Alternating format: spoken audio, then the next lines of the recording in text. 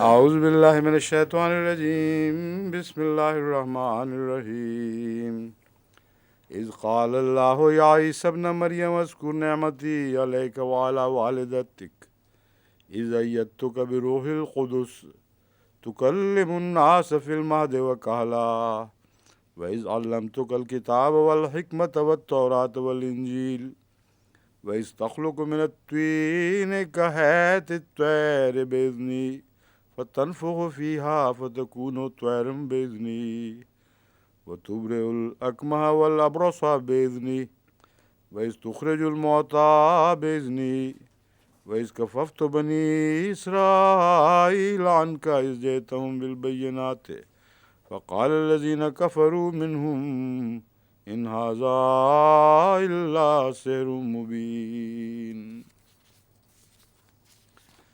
وإذ أوحيت إلى الحواريين أن آمنوا بي وبرسولي قالوا آمنا واشهد بأننا مسلمون إذ قال الحواريون يا عيسى ابن مريم هل يستطيع ربك أن ينزل علينا مائدة من السماء قال اتقوا الله إن كنتم مؤمنين قالوا نريد أن نأكل منها وتطمئن قلوبنا ونعلم أن قد صدقتنا ونكون عليها من الشاهدين قال يا عيسى ابن مريم اللهم ربنا أنزل علينا مائدة من السماء تكون لنا عيدا لأولنا وآخرنا وآية منك وارزقنا وأنت خير الرازقين قال الله إني منزلها عليكم فمن يكفر بعد منكم فإني أعذبه عذابا لا أعذبه أحدا من العالمين وإذ قال الله يا عيسى ابن مريم أنت قلت للناس اتخذوني وأمي إلهين من دون الله قال سبحانك ما يكون لي أن أقول ما ليس لي بحق إن كنت قلته فقد علمته تعلم ما في نفسي ولا أعلم ما في نفسك إنك أنت علام الغيوب ما قلت لهم إلا ما أمرتني به أن اعبدوا الله ربي وربكم وكنت عليهم شهيدا ما دمت فيهم فلما توفيتني كنت أنت الرقيب عليهم وأنت على كل شيء شهيد إن تعذبهم فإنهم عبادك وإن تغفر لهم فإنك أنت العزيز الحكيم قال الله هذا يوم ينفع الصادقين صدقهم لهم جنات تجري من تحتها الأنهار خالدين فيها أبدا رضي الله عنهم ورضوا عنه ذلك الفوز العظيم لله ملك السماوات والأرض وما فيهن وهو على كل شيء قدير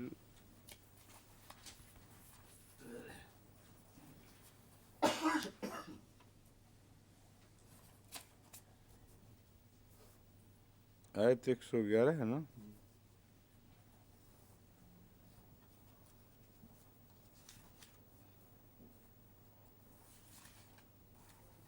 نشان کہیں اور لگا ہوا ہے, آیت نیچے ہے. جب عیسیٰ ابن مریم نے کہا, یہاں اس لفظ سے جب شروع ہوتا ہے جب کہا, تو اس میں ایک بات حذف ہوتی ہے کہ اس وقت کو بھی یاد کرو, اس کو پیش نظر رکھو. وہ جو پہلا جملہ ہے وہ ظاہر نہیں ہوتا لیکن مفہوم میں داخل ہے ہمیشہ. جب یہ واقعہ ہوا، جب یہ واقعہ ہوا، وہ بھی ایک قابل ذکر بات تھی۔ تو مختلف معنی پہنائے جا سکتے ہیں جو سارے اس مضمون کے مطابق ہی ہوں گے۔ یاد کرو یا قابل ذکر تھا وہ وقت، خاص اہمیت کا وہ وقت تھا، یاد رکھنے کے لائق ہے، یہ سارے مضامین اس کے اندر شامل ہوتے ہیں، لیکن ظاہراً الفاظ میں بیان نہیں ہوتے۔ اذ قال اللہ یا عیسی ابن مریم، جب اللہ تعالیٰ نے فرمایا کہ اے عیسیٰ ابن مریم یاد کر میری نعمت کو۔ ایک دوسری بات قابل ذکر یہ ہے جو ترجمے میں پیش نظر رکھنی چاہیے کہ جب اذا ماضی سے پہلے آئے تو ماضی کو مستقبل میں بدل دیتا ہے۔ اذا قالا جب اللہ کہے گا، اور یا جب کہتا ہے، یعنی یہ مضارع میں تبدیل ہو جاتا ہے۔ لیکن جب یقینی مستقبل بیان کرنا ہو، ایسا جس کی قطعیت میں کوئی ذرہ بھی شک نہ ہو، تو اس میں اذا کی ضرورت نہیں ہوتی، پھر ماضی ہی میں بیان ہوتا ہے۔ بس یہ جو بات بیان ہو رہی ہے یہ آئندہ مستقبل کی بات ہے، جب خدا یہ کہے گا۔ ورنہ جب نعمتیں نازل ہو رہی تھیں اس وقت تو اللہ تعالیٰ حضرت عیسیٰ کو یہ نہیں کہہ رہا تھا، یا تو ہجرت کے بعد نعمتوں کو یاد کروایا گیا ہے، وہ دور جو پہلا دور خطروں کا تھا اس میں سے گزار کے لے گیا اللہ تعالیٰ حفاظت کے ساتھ، یا پھر قیامت کے دن کی بات ہے، آگے پھر قیامت ہی کا مضمون آنے والا ہے بعد میں۔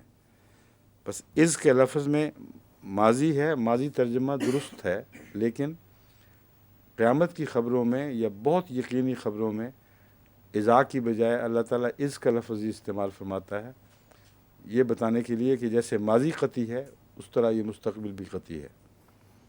اذ قال اللہ یا عیسی ابن مریم، جب اللہ تعالیٰ نے فرمایا، جب اللہ تعالیٰ فرمائے گا اے عیسیٰ ابن مریم، اذکر نعمتی علیکا، میری اس نعمت کو اپنے اوپر جو تجھ پر میں نے کی یاد کر، وعلی والدتک، اور اپنی والدہ کے اوپر، تیری والدہ پر جو میں نے نعمت فرمائی تھی اسے بھی یاد کر۔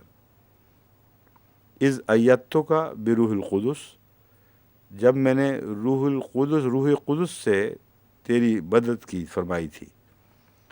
تکلم الناس فی المہد و کہلا،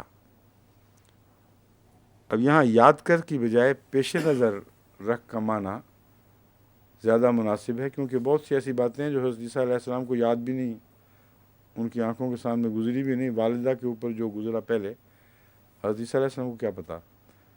تو مراد یہ ہے یہ قابل ذکر باتیں ہیں، یاد رکھنے کے لائق باتیں ہیں، ان کو پیش نظر رکھ کہ ہم نے ایسا کیا تھا۔ اذ ایدتک بروح القدس، اور جب، یہ تو ایسا ہے جس میں سے وہ خود گزرے ہیں، جب ہم نے روح القدس سے تیری مدد فرمائی، تکلم الناس، تو لوگوں سے کلام کرتا تھا، فی المہد و کہلا، پنگھوڑے کے زمانے میں بھی اور ادھیڑ عمر کے دور میں بھی۔ وَإِذْ عَلَّمْتُكَ الْكِتَابَ، اور جب ہم نے تجھے کتاب سکھائی، والحکمت، اور حکمت بھی، والتوراۃ والانجیل، اور تورات بھی اور انجیل بھی۔ وَإِذْ تَخْلُقُ مِنَ الطِّينِ كَهَيْئَةِ الطَّيْرِ، اور جب تو تخلیق کرتا تھا مٹی سے، كَهَيْئَةِ الطَّيْرِ، پرندوں کی تخلیق کے انداز، پرندوں کی شکل کی طریق پر، پرندوں کی جو حیت ہے اس طریق پر یا اس جیسی چیزیں تخلیق کرتا تھا، بِإِذْنِی، میرے حکم سے، فَتَنفُخُ فِیہا، بس ان میں تو پھونکتا تھا، فَتَکُونُ طَیرًا بِإِذْنِی، تو وہ میرے حکم سے پرندے ہو جایا کرتے تھے، وَتُبْرِئُ الْأَکْمَحَ وَالْأَبْرَصَ بِإِذْنِی، اور تو پیدائشی اندھوں کو اور برس والے مریضوں کو شفا دے دیا کرتا تھا، تندرست کر دیتا تھا، بِإِذْنِی، میرے اذن کے ساتھ۔ وَإِذْ تُخْرِجُ الْمَوْتَىٰ بِإِذْنِی، جب کہ تو مردوں کو نکالتا تھا میرے اذن کے ساتھ۔ وَإِذْ كَفَفْتُ بَنِی إِسْرَائِیلَ عَنْکَ، اور جب ہم نے بنی اسرائیل کے ہاتھ تجھ سے روک دیے، کفف تو بنی اسرائیل کو تجھ سے روک دیا، مراد یہ ہے ان کے ہاتھ تجھ سے روک دیے، ان کے شر سے تجھے بچا لیا۔ اس جیتا ہوں بالبینات، جب تو ان کے پاس کھلے کھلے نشانات لے کر آیا۔ فقال الذین کفروا، بس وہ لوگ جنہوں نے کفر کیا انہوں نے کہا، منہم ان میں سے، الذین کفروا منہم وہ لوگ جنہوں نے ان میں سے کفر کیا انہوں نے کہا، ان ھذا الا سحر مبین، یہ تو کھلے کھلے جادو کے سوا اور کچھ نہیں۔ وَإِذْ أَوْحَيْتُ إِلَى الْحَوَارِيِّينَ، اور جب ہم نے حواریوں کی طرف وحی فرمائی، ان آمنوا بی و برسولی، کہ مجھ پر اور میرے رسول پر ایمان لے آؤ۔ حضرت مسیح علیہ السلام کو بھی الہام ہوا، نوحی الہم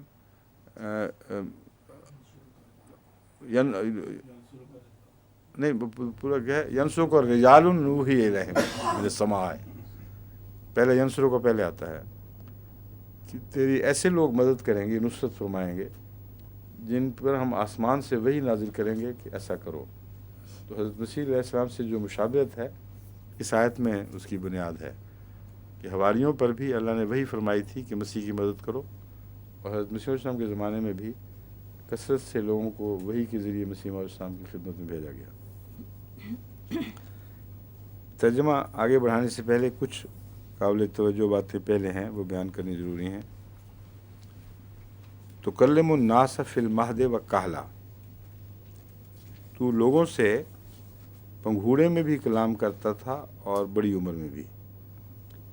بچے پنگھوڑوں میں باتیں کر لیا کرتے ہیں، 2 سال 2.5 سال تک بعض پنگھوڑوں میں کھیلتے ہیں، بعض دفعہ جو پینز ہیں ان کے گھر وہ بھی پنگھوڑے کی قسم کی چیز ہے۔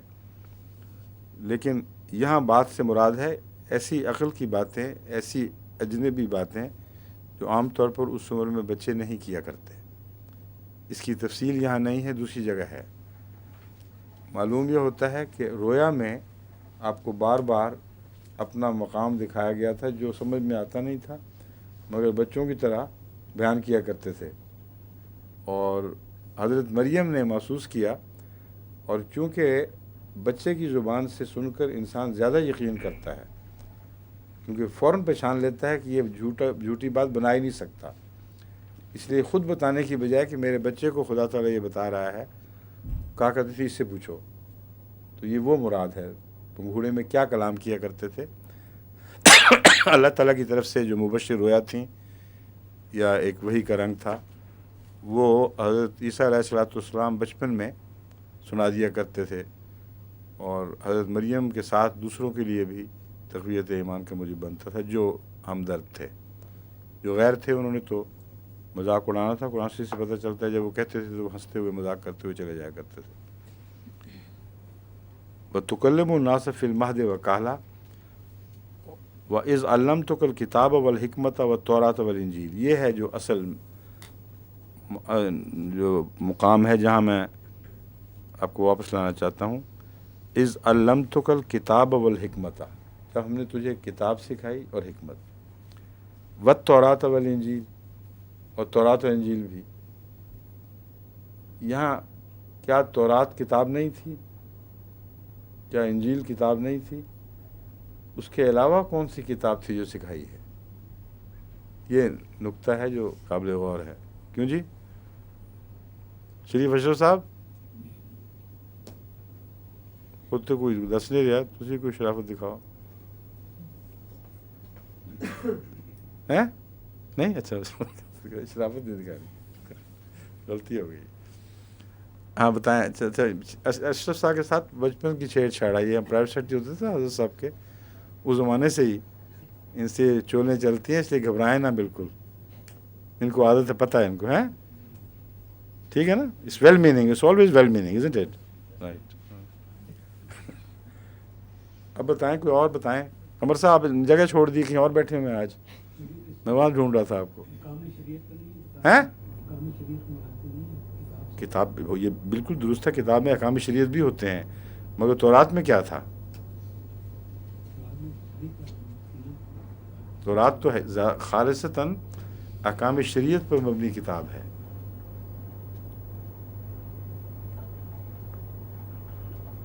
کیوں جی قمر صاحب آپ کو سوچے گی لف و ٹھیک نشر عام طور مرتب پر ہے اس میں، کیا لف و نشر مرتب کی اصطلاح اس کے مطابق کتاب سے مراد تورات اور حکمت سے مراد انجیل. ہم اگر دہرایا کیوں گیا اس کو پھر اس طرح ایک اچنبے کے طور پر؟ پہلی بات تو یہ ہے کہ کتاب تمام تورات نہیں ہے. جب حضرت مسیح علیہ الصلوۃ والسلام سے پر یہ اعتراض کیا گیا کہ کیا تم کتاب تبدیل کر رہے ہو، تو جو حوالہ تھا وہ تورات کا نہیں تھا. تورات کی جو 5 کتابیں ہیں وہ معین ہیں، ان میں زیادہ تر تعلیمات احکامات جیسا کہ انہوں نے کہا ہے موجود ہیں.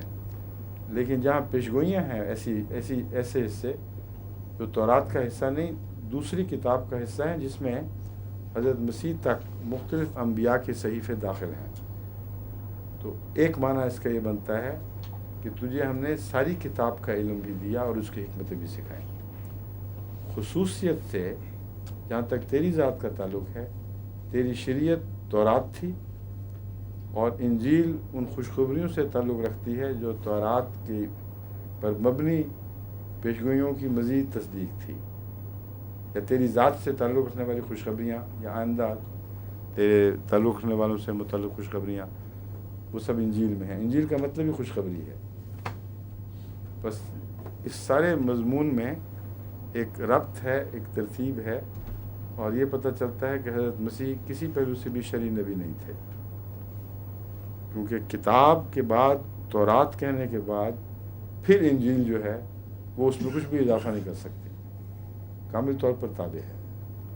ایک تو یہ معنی اس کے سمجھ آتے ہیں. دوسرے میرے نزدیک اس میں ایک اشارہ ہے آئندہ آنے والے مسیح کی طرف. اگر وہ مسیح ہے تو اس کو ایک زیادہ اہم حیثیت حاصل ہے مسیحیت کے مقام، کیونکہ وہ رسول اللہ صلی اللہ علیہ وسلم کا مسیح ہوگا. اور آپ کو جس ترتیب سے بتایا گیا وہ یہ ہے کہ پہلے الکتاب یعنی قرآن سکھایا گیا، اس کی حکمتیں سکھائی گئیں، پھر تورات کا علم دیا گیا، پھر انجیل کا علم دیا گیا، اور اس طرح آپ کو آئندہ زمانے کی مسیحی مقصد کے لیے مکمل کیا، آپ کی تعلیم و تربیت پوری کی. یہ معنی میں ذاتی طور پر اس میں سے نکالتا ہوں. کوئی معنی یا نہ معنی مجھے یہ مطمئن کرتے ہیں کہ یہ دوہرے قرآن کریم میں بعض دفعہ دوہرے معنی اوپر نیچے اکثر بلکہ چلتے ہیں.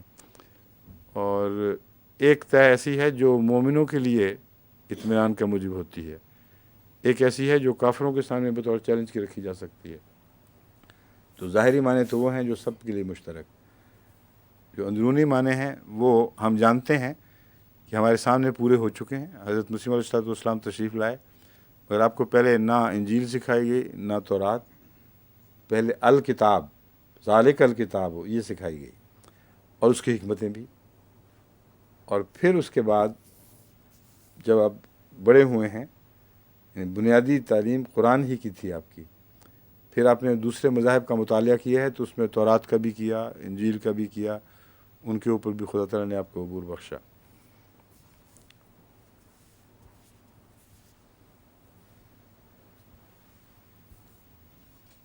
وَإِذْ تَخْلُقُ مِنَ الطِّينِ كَهَيْئَةِ الطَّيْرِ بِإِذْنِهِ.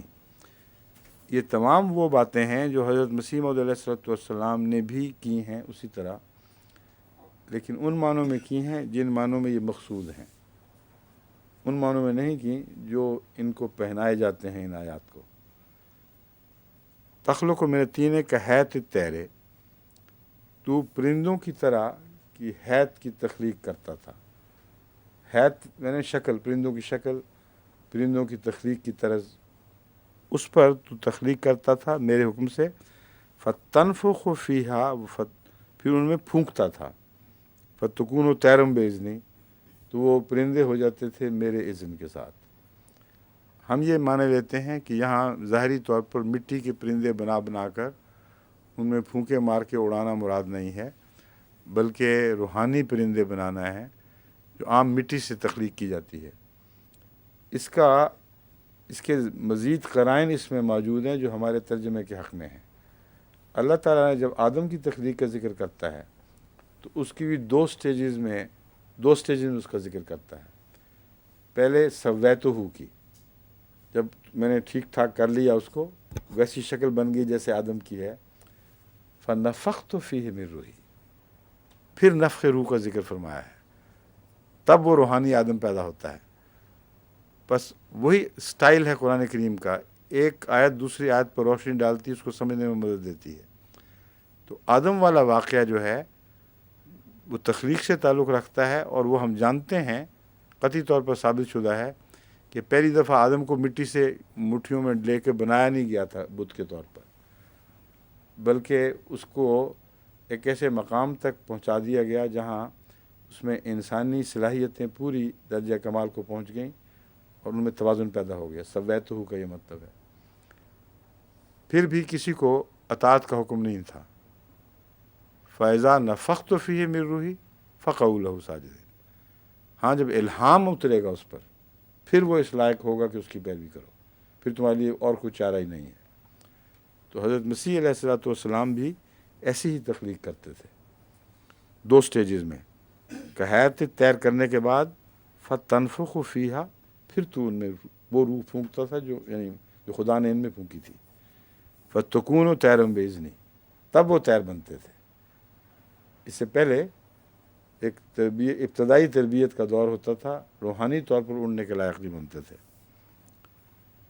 फ़तनफ़ुख़ु फ़ीहा फ़तकुनु तैरम बेइज़्नी वतुब्रिउल अकमह वल अबरसा, और तू पैदाइशी अंधों को भी शफा बख्शता था और अबरस को भी यानी मबरूस आदमी को भी। ये वो पहलू हैं जिनमें कुछ ज़ाहरी का भी इम्कान पेश किया जाता है कि ज़ाहरी तौर पर भी किसी न किसी रंग में वो पूरा हो गया हो, क्योंकि मरीज़ों की शफा यानी जिस्मानी शफा का ताल्लुक़ भी हज़रत मसीह से है, और हज़रत मसीह मौऊद अलैहिस्सलाम को भी शफा बख्शी गई, और इल्म तिब भी था। आपकी दुआ के अलावा दवाओं से भी बहुत लोगों ने शफा पाई। बस इस पहलू से हम ये कह सकते हैं कि कुछ ज़ाहिर का माना अगर कहीं इतलाक़ पा सकता है तो इस मज़मून पर पा सकता है। मगर पैदाइशी अंधे से क्या मुराद है? आम तौर पर इसका तर्जमा पैदाइशी अंधा लिया जाता है, मगर बाज़ तराजिम पैदाइशी अंधे का ज़िक्र नहीं करते। हज़रत मीर साहब ने मसलन यहाँ सिर्फ नाबीना बयान किया है। अकमा का मैंने डिक्शनरी में चेक किया था, पैदाइशी अंधा भी मना है, लेकिन अकमा का सिर्फ नाबीना तर्जमा करना इस पहलू से एक फ़ौक़ियत रखता है कि वो शख्स जो पैदाइशी अंधा हो, जिसको खुदा ताला ने देखने की सलाहियत अता ही ना की हो, वो कभी भी देख नहीं सकता। वो जो अपनी बीमारियों की वजह से नाबीना हो जाए, अपनी गलतियों की वजह से, या पैदाइशी तौर पर वो नाबीना ना हो, बाद में किसी बिना पर वो आँखों की बिनाई खो बैठे, तो उसकी शफा मुमकिन होती है। तो हो सकता है मुराद पैदाइशी अंधा ना हो, बल्कि ये मुराद हो कि जो रफ्ता रफ्ता दुनिया में पढ़कर सदाकत को देखने से आरी हो जाते थे, तो उनको दोबारा सदाकत देखने की बिनाई अता करता था। अबरस से मुराद बरस वाला भी है, लेकिन बाइबल में इसको ज़्यादातर कोढ़ी बयान किया गया है। बाइबल में महज बरस वाला नहीं बयान करते, बल्कि कोढ़ी, और कोढ़ में भी बरस की तरह के दाग ज़ाहिर हो जाया करते हैं।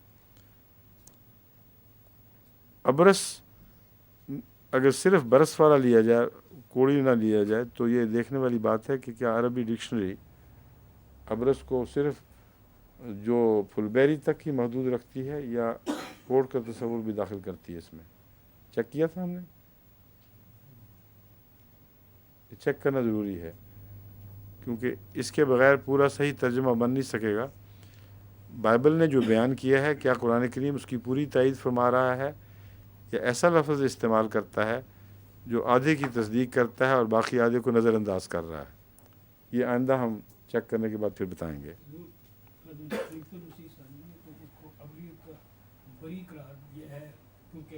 क्या क्या? हाँ जी, बरी अबरस اور اپنا کو انہوں نے گندا قرار دیا ہے، توریت میں حوالہ دیا ہے. سمجھو نہیں بات.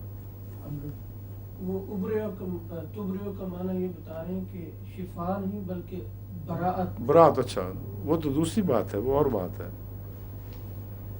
کیونکہ یہ تو دیکھیں بات سنیں، بری کرنا اور شفا بخشنا دونوں معنی قطعی طور پر ثابت ہیں. وہ ایک تفسیری معنی ہے جو دوسرے معنی کا رد نہیں ہے. سمجھے ہیں؟ جو ظاہری معنی مسلمہ چلے آتے ہیں ان پر اگر ایک تفسیری معنی کا اضافہ کیا جائے تو ایک اور پہلو سے ایک دلکش روشنی تو پڑتی ہے، مگر یہ نہیں کہا جا سکتا کہ پہلے تراجم کو اس نے رد کر دیا ہے. اس کی کوئی دلیل نہیں ہے. سمجھ گئے؟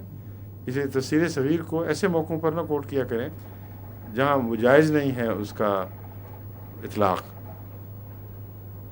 جہاں تضاد پیدا ہوتا ہو وہاں بیان کریں، پوچھیں، لیکن یہ وہ موقع ہی نہیں ہے. یہاں یہ بحث ہو رہی ہے کہ ابرس سے مراد کیا ہے. کیا ابرس کوڑی کو بھی کہتے ہیں یا نہیں کہتے؟ بس اتنی بات ہے. سمجھ گئے؟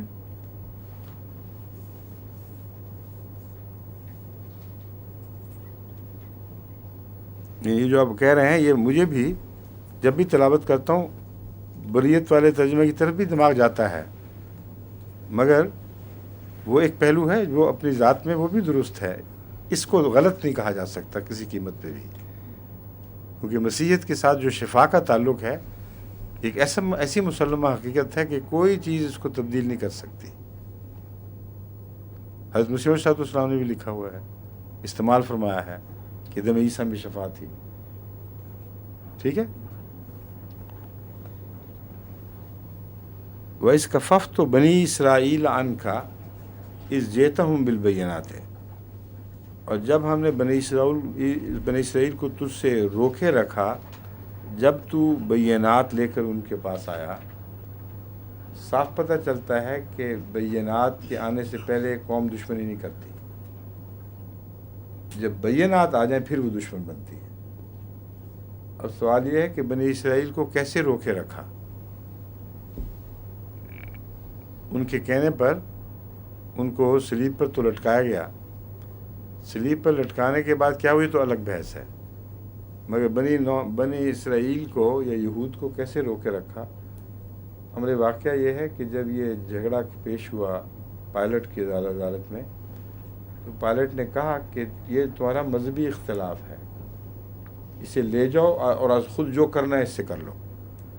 لیکن اللہ تعالیٰ نے ان کے اوپر ایک ایسا روب طاری کر رکھا تھا اس وقت کہ ان کو اجازت نہیں دی کہ وہ خود حضرت مسیح کو کچھ کہیں. چنانچہ انہوں نے جواب یہ دیا کہ ہم جانتے ہیں کہ یہ مذہبی معاملہ ہے، مگر تمہاری حکومت ہمیں وہ سزا دینے سے روکتی ہے جو سزا ہم دینا چاہتے ہیں. بس اگر ادنا سزائیں ہوتی تو وہاں کی موت کے سوا باقی سزائیں دینے کا ان کی سائنٹ کو اختیار تھا. یعنی رومن قانون کے مطابق ان کی سائنٹ حق رکھتی تھی کہ موت کے سوا اس سے ادنا سزائیں مذہب کے نام پر بے شک دے دیں.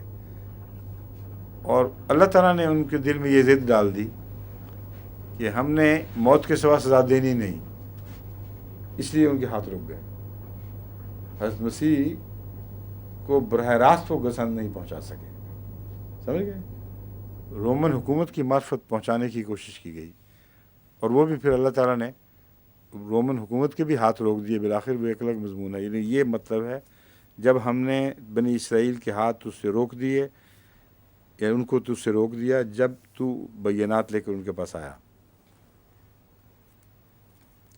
دوسرے یہ کہ تھیں کچھ ایسی باتیں ضرور جس کے جواب میں انہوں نے کہا ہے ان ھذا الا سحر مبین، یعنی کھلی کھلی تو جادو کی سی باتیں ہیں.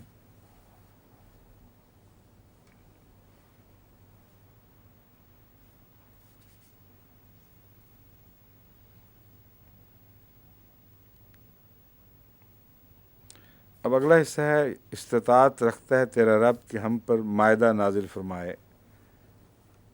حواریوں نے جو سوال کیا تھا وہ ظاہری مائدہ کا تھا، روحانی مائدہ کا نہیں تھا، اور یہی وجہ ہے کہ حضرت مسیح نے اس کو ناپسند فرمایا.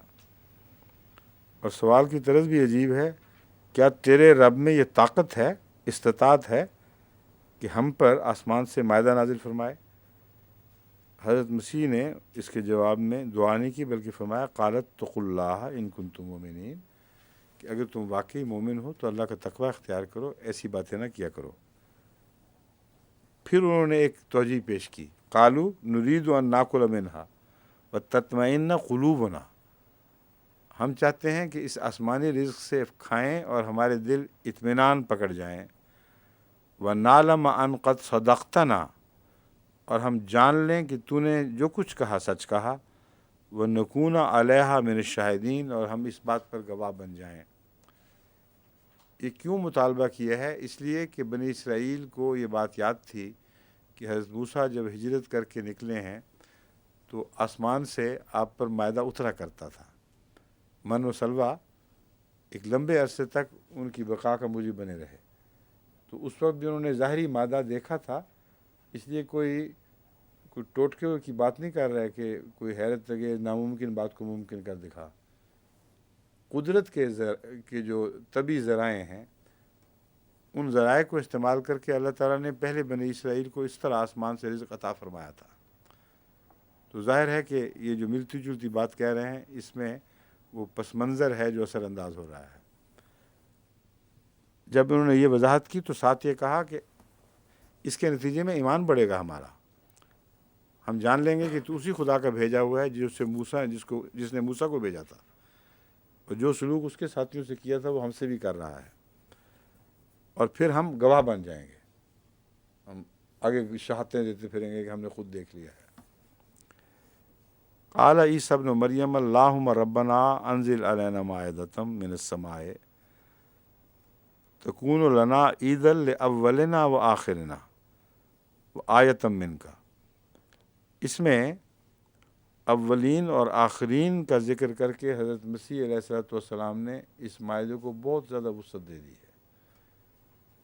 جس محدود طریق پہ مانگا گیا تھا کہ تھوڑے سے ہوں، آپ نے کہا پہلوں کے لیے نہیں صرف میں مانگ رہا، آخرین کے لیے بھی مانگ رہا ہوں، وہ آخرینہ، اور یہاں پھر اس کا تعلق حضرت مسیح کے ساتھ کی بعثت ثانی سے ہو جاتا ہے خود بخود۔ جن معنوں میں آپ نے مانگا تھا وہ روحانی معاہدہ تھا جس کا اول سے بھی تعلق تھا اور آپ کے دور ثانی سے بھی تعلق تھا۔ اس وقت کے جو دور ثانی کے لوگ ہوں بعد میں آنے والے ہیں، لیکن اس زمانے میں جو مسیح نازل ہوں گے وہ اول ہی ہوں گے اس وقت۔ تو فرمایا کہ میری دوسری بعثت میں بھی معاہدہ نازل کرنا، پہلی ہی میں نہیں۔ اور دوسرا معنی یہ ہے کہ میری قوم کو جہاں تک ظاہری رزق کا تعلق ہے غیر معمولی رزق عطا فرما، اور اولین کو بھی دے اور آخرین کو بھی دے۔ یہ جو ظاہری معنی ہے جو لفظاً اطلاق پاتا ہے وہ یہ بنتا ہے۔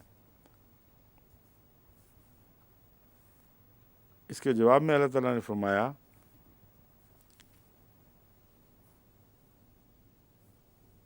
ورزقنا، پہلے دعا بھی ختم نہیں ہوئی، آیتم من کا، اور یہ تیری طرف سے ایک نشان ہو،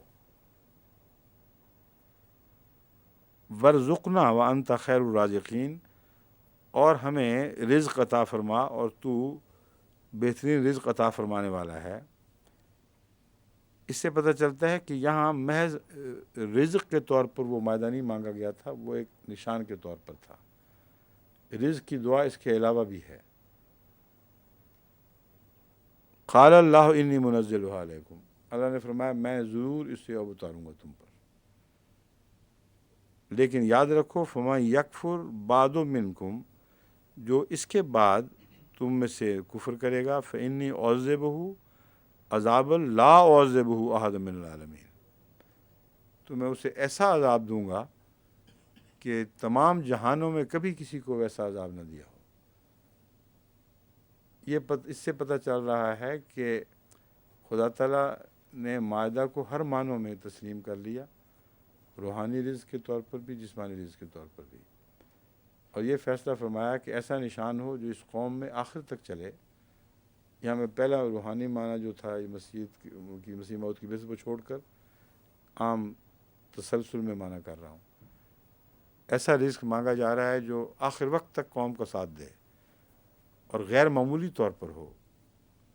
वो निशान मैं दिखाऊंगा और बहुत गैर मामूली निशान होगा। आयतन का एक मतलब है एक गैर मामूली निशान, लेकिन तुमने नाशुक्री करनी है फिर, और अगर तुम नाशुक्री करोगे तो फिर सज़ा भी वो दूंगा जो गैर मामूली होगी। निशान भी ऐसा होगा कि उसकी मिसाल नहीं होगी। अब वाक़या ये है कि जिस तरह रिज़्क़ हज़रत मसीह की दुआ के नतीजे में मसीहियों को मिला है, मसीही अक़वाम को, ऐसे रिज़्क़ की कोई मिसाल सारी तारीख़ आलम में कभी दिखाई नहीं देती। और इन्हीं पर टूटा पड़ रहा है रिज़्क़ सारा।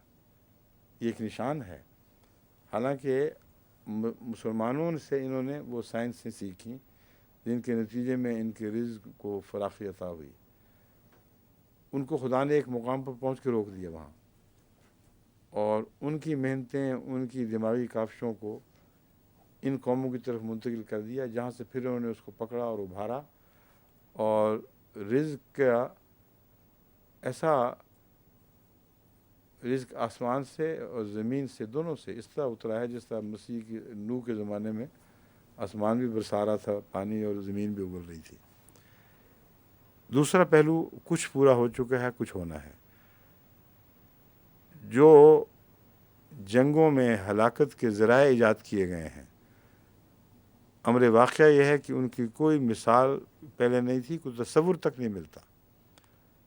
2 जंगों में से गुज़र चुके हैं, लेकिन अभी रिज़्क़ जारी है, जिसका मतलब यह है कि सज़ा अपने कमाल को नहीं पहुँची।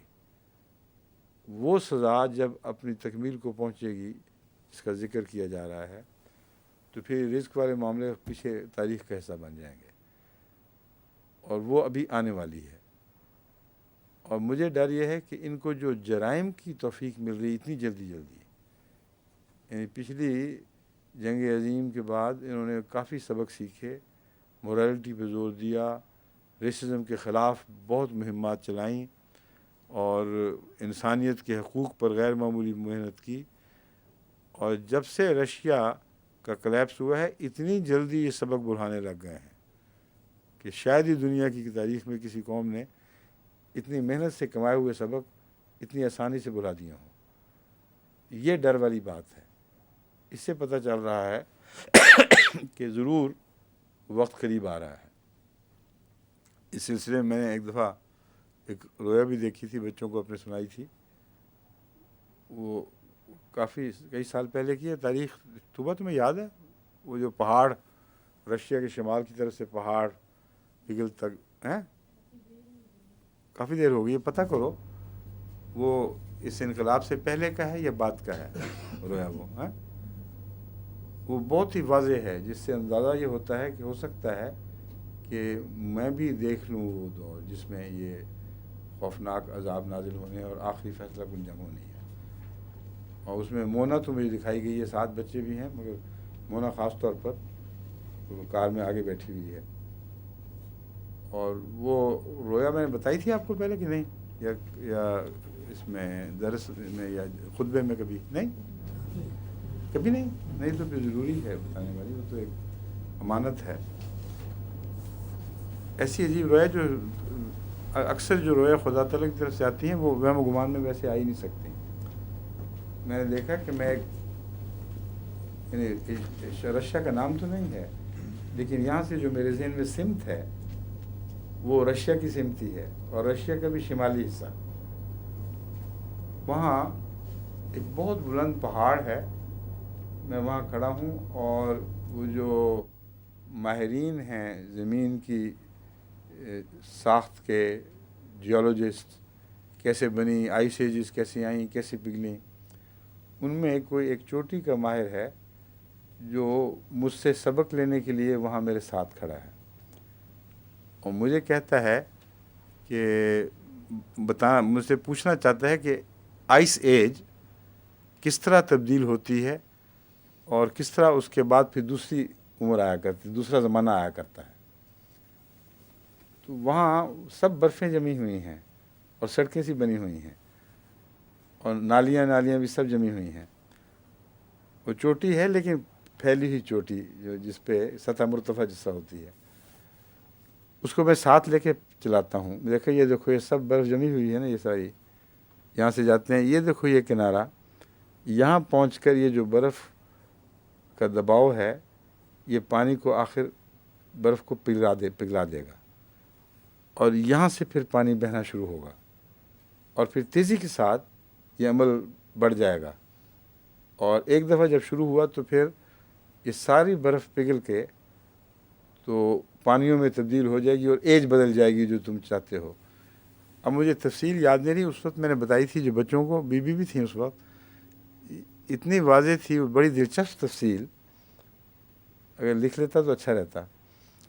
اس کو میں سب سمجھا کر کہتا ہوں کہ یوں برفیں پگھلا کرتی ہیں، یوں آئس ایج یعنی برف کا زمانہ نسبتاً گرم زمانوں میں تبدیل ہو جاتا ہے. تو وہ تعجب سے میری طرف دیکھتا ہے، کہتا ہے درست ہے یہ بات، اب مجھے سمجھ آئی ہے.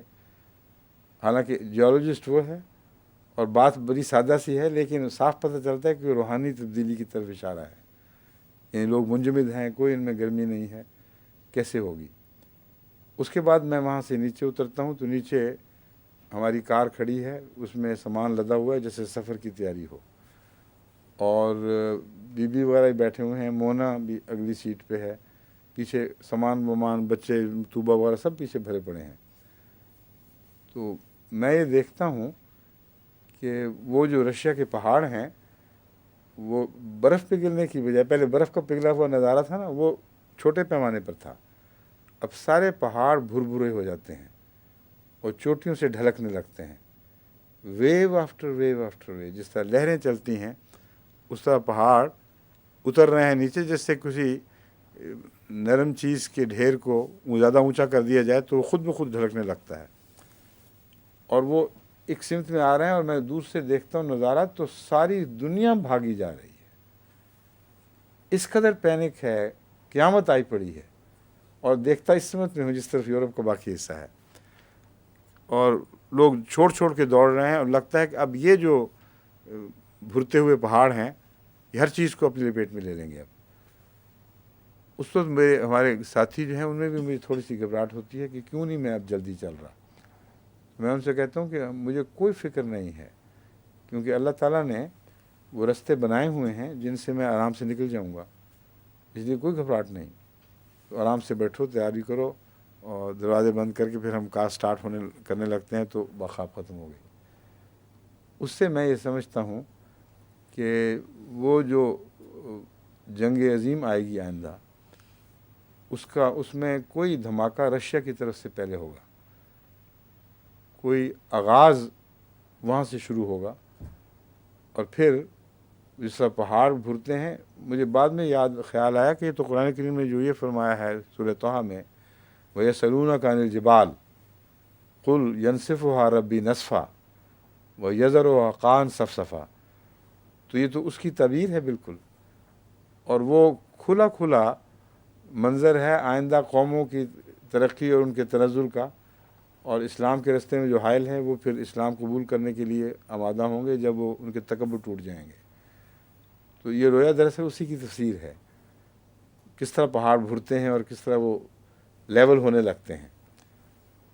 تو ہو سکتا ہے آغاز رشیا ہی کی طرف سے ہو کسی وجہ سے. ابھی تک تو دوستیاں ہیں لیکن ظاہری دوستیاں، حقیقی دوستی کوئی نہیں ہے. کوئی ایسا واقعہ ہو جائے، وہاں اندرونی انقلاب آ جائے، سخت گیر لوگ دوبارہ حاکم ہو جائیں، کوئی اور ایسا واقعہ ہو جس کے نتیجے میں پھر وہ دھماکہ ہو جائے. تو یہ احتمالات سب احتمال نہیں بلکہ یقیناً ہونے والی باتیں ہیں جو آئندہ زمانے میں ہوں گے. اب اللہ بہتر جانتا ہے، ہم دیکھیں گے یا بعد میں لوگ آنے والے دیکھیں گے، لیکن انہوں نے مٹنا تو ہے ہی. یہ وہ آیت ہے جو اپنی جگہ اس کی الگ پیشگوئی فرما رہی ہے. وَمَن يَكْفُرْ بَعْدُ مِنْكُمْ، بس جو بعد میں تم میں سے کوئی انکار کرے گا، فَإِنِّي أُعَذِّبُهُ عَذَابًا لَا أُعَذِّبُهُ أَحَدًا مِنَ الْعَالَمِينَ، پھر میں اسے ایسا عذاب دوں گا کہ جب سے زمانہ بنا ہے کبھی کسی اور قوم کو ایسا عذاب نہیں دیا گیا. اور واقعتاً جو ایٹامک وارفیئر ہے، جس میں اسٹاسفے اٹامک اسٹاسفے ہو جاتا ہے، یہ ہولوکاسٹ، اس کا تو کوئی جواب ہی نہیں، ویسے تو دنیا نے کوئی چیز دیکھی نہیں، مگر یہ بھی خوشخبری ہے کہ احمدیوں کو اللہ بچا لے گا، رستہ رکھا ہوا ہے جس رستے سے وہ نکل جائیں گے انشاءاللہ۔ وَإِذْ قَالَ اللَّهُ يَا عِيسَى ابْنَ مَرْيَمَ أَنْتَ قُلْتَ لِلنَّاسِ اتَّخِذُونِي وَأُمِّيَ إِلَٰهَيْنِ اب یہاں بھی دیکھیں از ہے لیکن پیشگوئی آئندہ مستقبل کی بات ہو رہی ہے۔ وَإِذْ قَالَ اللَّهُ جب اللہ کہے گا اے عیسیٰ ابن مریم، أَأَنْتَ قُلْتَ لِلنَّاسِ کیا تو نے یہ کہا تھا لوگوں سے، اتخذونی و امی الہین کہ مجھے اور میری ماں کو اللہ کے سوا دو معبود بنا لو۔ قال سبحانک، اس نے کہا تو پاک ہے، تو کیسے ممکن ہے میرے لیے، ما یکون لی ان اقولا کہ میں وہ بات کہوں، ما لیس لی بحق جس کا مجھے حق نہیں ہے۔ ان کنت قلتہ اگر میں نے وہ کہی ہوتی، فقد علمتا تو ضرور اسے جانتا، تعلم ما فی نفسی تو جانتا ہے میرے دل میں کیا ہے، ولا عالم ما فی نفسک اور میں نہیں جانتا کہ تیرے دل میں کیا ہے، انک انت علام الغیوب یقیناً تو سب غیبوں کو جاننے والا ہے۔ یہاں جو طرز بیان ہے ان کنت قلتہ قد علمتا اگر میں نے کہی ہوتی تجھے علم ہوتا،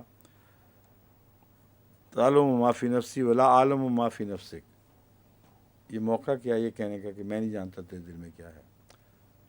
مطلب یہ ہے کہ تو نے اس کے باوجود سوال کیا ہے مجھ سے کہ تو جانتا ہے کہ میں نے نہیں کہا، اس لیے میں نہیں جانتا تیرے نفس میں کیا ہے، تیری نیت کیا ہے اس سوال سے۔ دراصل اس سوال سے ایک نیت تو یہ تھی کہ آئندہ زمانے میں جب مسیح آئیں گے تو ان کی صداقت کے طور پر، مسیح کی وفات کے طور پر ان باتوں کو دلیل قائم کے طور پر قائم کرنا تھا۔ دوسرا مسیح کی بریت کرنی تھی، ایک یہ اعلیٰ مقصد بھی تھا کہ سب قوموں میں جبکہ دنیا کی سب سے بڑی غالب قوم نے مسیح کو بت بنا لیا، اس کو جھوٹا خدا بنا لیا ہو اور اس کی عبادت کو مسیح کی طرف منسوب کیا ہو، تو اس کی بریت بھی بہت ہی عظیم شان طریق پر ہونی چاہیے تھی۔ تو ایک یہ معنی ہے جو مسیح کو پتہ نہیں ہوگا چونکہ کہ کیا کیا ہو چکا ہے، تو حیران ہوں گے کہ یہ کیا بات ہو رہی ہے، اللہ کو پتہ ہے کہ میں نے نہیں کہا، پھر مجھ سے کیوں پوچھ رہا ہے۔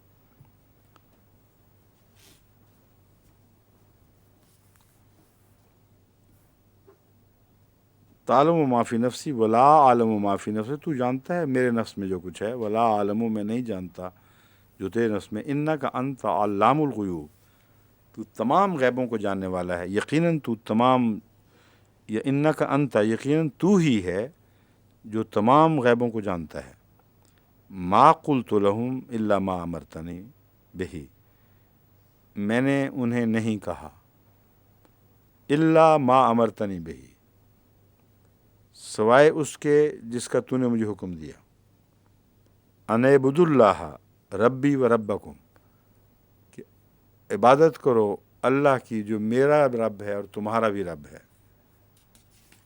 وکنت علیہم شہیدا اور میں ان پر گواہ تھا، ما دمت فیہم جب تک میں ان میں تھا، فلما توفیتنی کنت انت الرقیب علیہم جب تو نے مجھے وفات دے دی تو پھر تو ہی ہے جو ان پر نگہبان تھا، وانت علی کل شیء شہید اور تو ویسے ہر چیز پر ہی گواہ ہے۔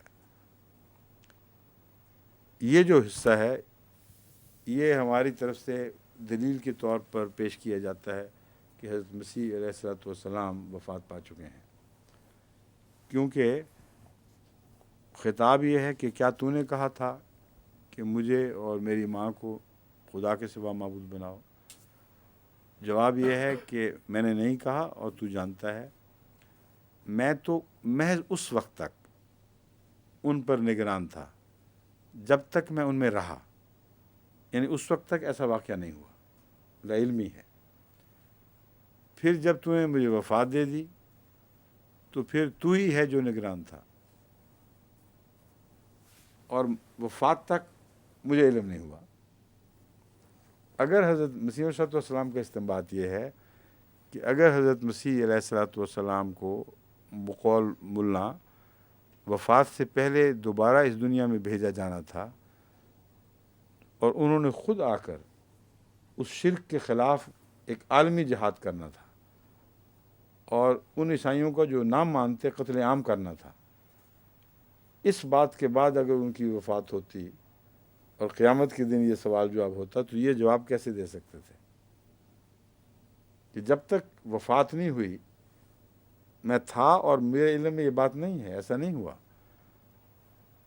اللہ کہے گا تو ہلاک مار کٹائی کر کے تہس نہس کر کے آیا ہے ان لوگوں کو جو شرک کرتے تھے، یہ کیوں نہیں کہتا کہ میری مرضی کے بغیر کیا تھا، میں نے پھر ان کو مارا بھی تو میں نے ہی ہے، مجھ سے کیا پوچھ رہا ہے؟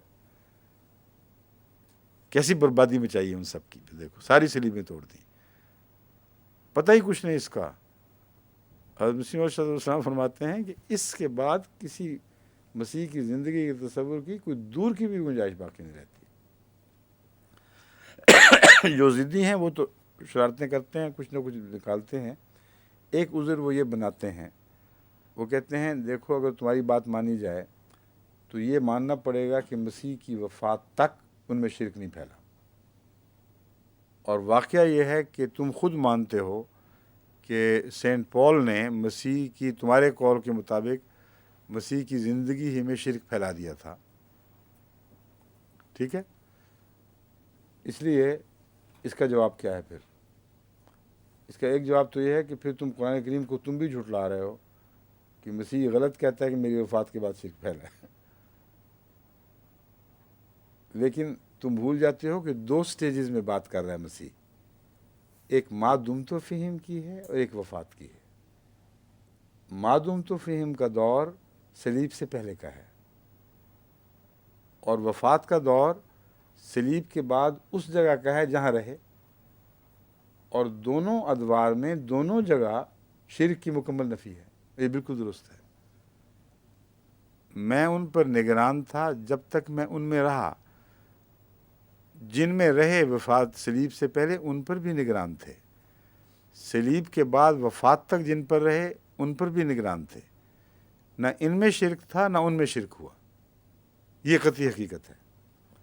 اس لیے وفات کا عمل دوسری جگہ ہوا ہو اگر تو پہلا ما دمتم فیہم ہے، یہ اس مضمون کو سلامت رکھتا ہے کہ مراد یہ نہیں کہ میری وفات تک شرک ہوا ہی نہیں، جہاں جہاں میں رہا ہوں وفات تک وہاں شرک نہیں ہوا، یہ مراد ہے، اور یہ بالکل درست ہے۔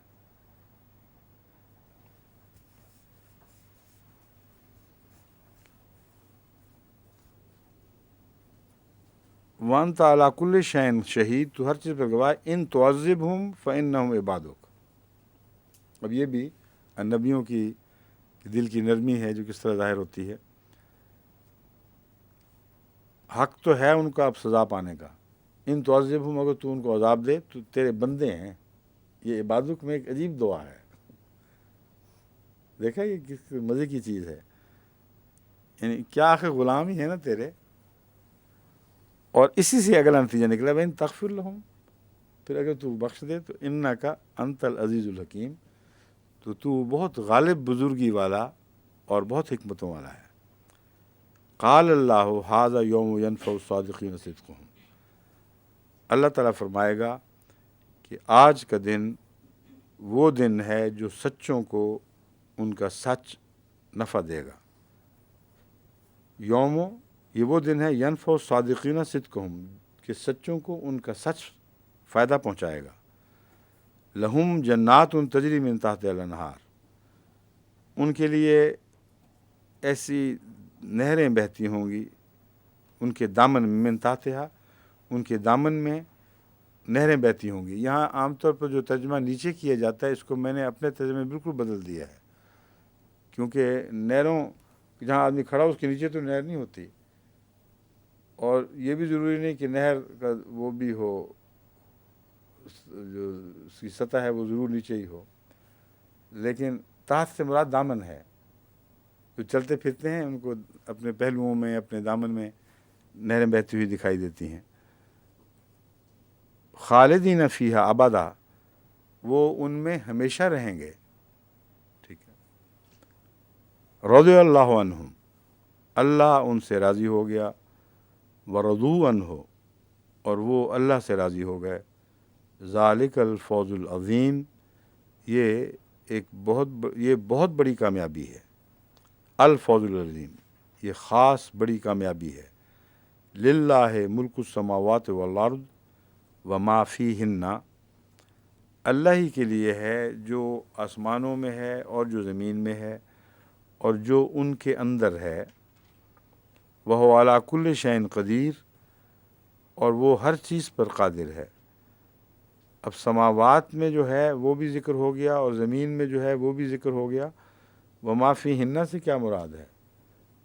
پھر جو ان کے اندر ہے وہ تو پہلے بیان فرما چکا ہے. آسمان اور زمین سے باہر کون سا اندر رہ گیا ہے؟